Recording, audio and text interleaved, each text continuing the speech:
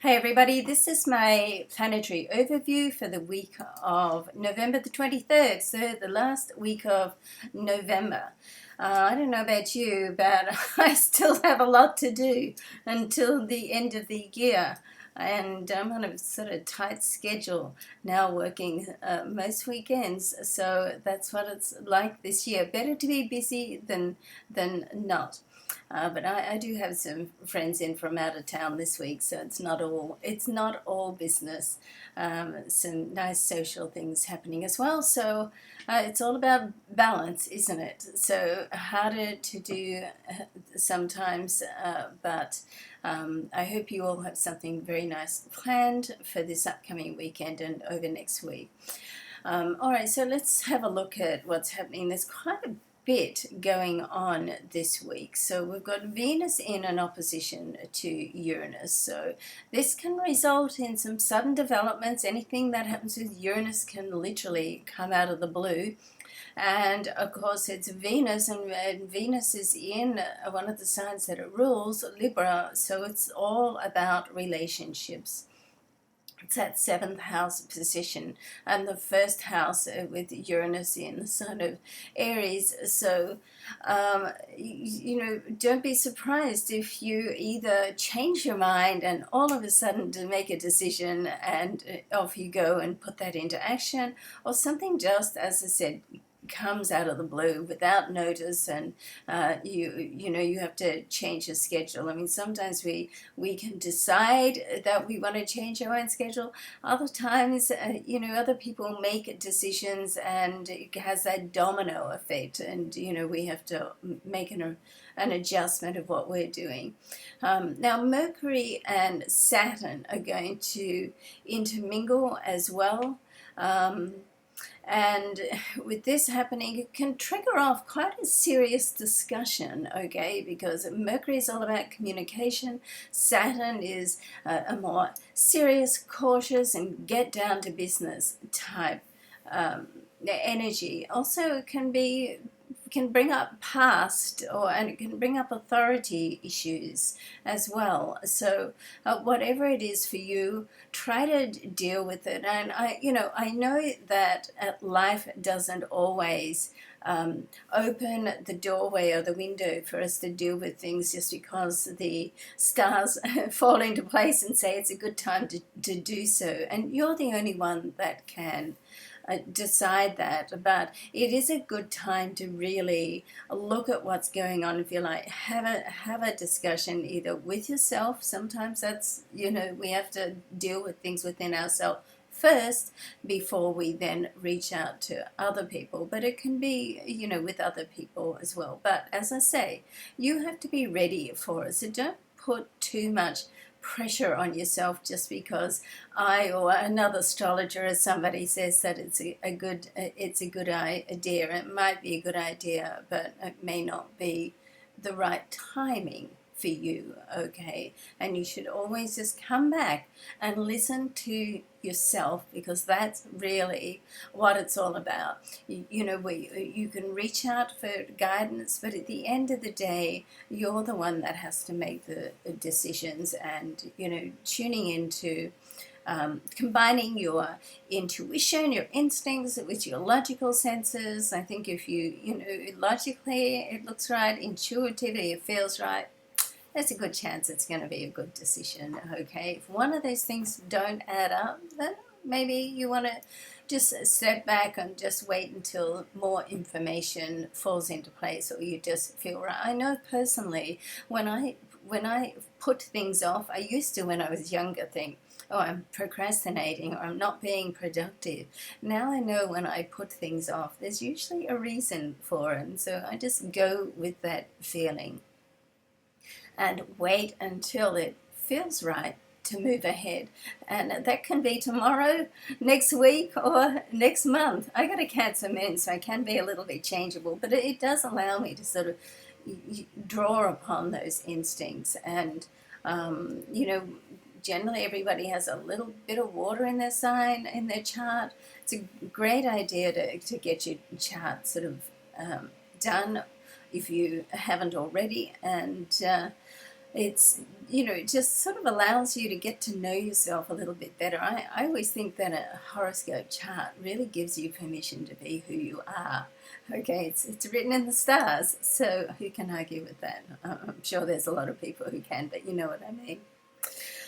All right, so let's move on. So we do have full moon as well this week. It's occurring midweek. It's in the sign of Gemini, so it gives you another chance to consider your thoughts and communication style. Sometimes it's not really what you say, it's how you say it. And then towards the end of the week, the Sun and Saturn are going to connect, and both will square Neptune. So this can be quite confusing. It can cause delays. It can make you feel like you're a little bit stop-start. Should I go ahead? Should I not go ahead?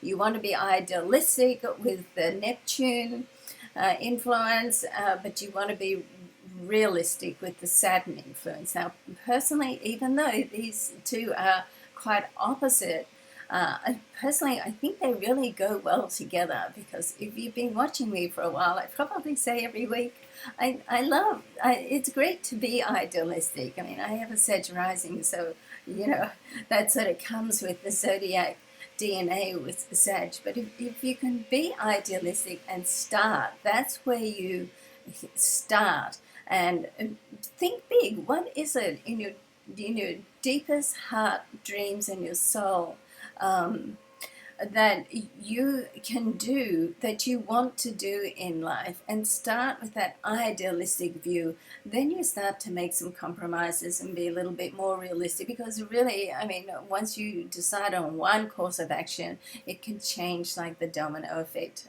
with other things, and you may not want that. So that's when you start to do that sort of to and throwing and the compromising with yourself. That's life.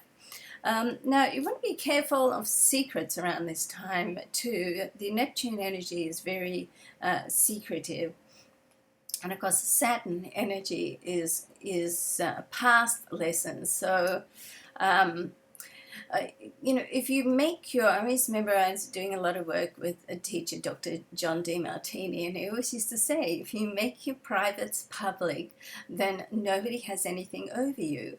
And it's when you try to keep the secrets and you don't want people to know, that's when anxiety sets up and tension between relationships, where if you just come out and say, hey, this is this is my deepest, darkest secret, then it's out. And then you can start to really heal, and nobody then has anything over you. So I love that. And Dr. John DeMartini is a great teacher, one of my greatest teachers. And if you go along and have a look at his website, then he really has a lot of great wisdom. And I love that. Make your privates public. No one has anything over you. All right, so let's have a look at what else is happening. So you want to be careful that you keep a positive attitude during this time, because with this the squares between Saturn and the Sun and Neptune, so it can really be a little bit pessimistic. Okay, so try to look at the positive, not the negative. I know there's a balance in life with the two, but the Saturnian blues. I'm a Capricorn ruled by Saturn, so all us Capricorns are well versed in the Saturnian blues. It can spiral you down a bit. So you want to just be grateful every single day of what you have in your life, okay? Because there's always things that we're changing, and we're growing, and we're evolving. So there's always things in your life that are going to be unsettled or messy. But if you can rise above that and look at what's working and what you can be grateful for, then that will really help you to overcome that heaviness that quite often happens with Saturn, and particularly when Saturn's squared. Okay, now there can be some delays around this time as well, so keep your schedule or some changes. So try to keep your schedule a little bit flexible, so you don't get into too much of a tizzy if you have to change. course, that's us earth signs that don't like to change anything. And during this time and over the next few months, you're cautioned just to watch what you tell others and who you reveal your secrets to. Okay, so when I say it's great to make your privates public, I mean, not really public to everybody, public to those people that you're close to and can trust, okay? Um, so let's see. So this month does close with a message to take responsibility for your own thoughts, feelings, and actions, no matter how good, bad, or indifferent they are, okay? And once you can do that, then it all starts with you, then other people will pretty well be okay with things. And if they're not, well, maybe they're not the right people for you to have around in your inner circle. So once once you're honest with yourself, you can be honest with other people. There's a great deal of personal growth that can occur during this time, but even though it can be difficult or messy, another one of my teachers, John Mark Shaw, always says, when your life is messy, that's when you know that you're changing, okay? And if you're not changing or not going through that messy state, then you're stagnating, and that's not what we want to do. Ultimately, we want to have personal growth and learn and move through. So try to embrace any messiness that's in your life, okay? All right, so I hope you have a good week, and if it is messy, I hope you can see that there is a light at the end of the tunnel, all those, great little cliches. And thank you so much for watching. If you've enjoyed this planetary overview, I'd really appreciate if you could put it out and share it onto your social networks. And I know I should be much better with building my social networks, but I spend so much time on the computer, I really don't feel like spending another couple of hours at night. So if you can give me a hand out there, I'd really appreciate it. So love and luck to you. Thanks so much for watching, and I'll see you next week. And I'll go ahead now and do the individual reports. Bye for now.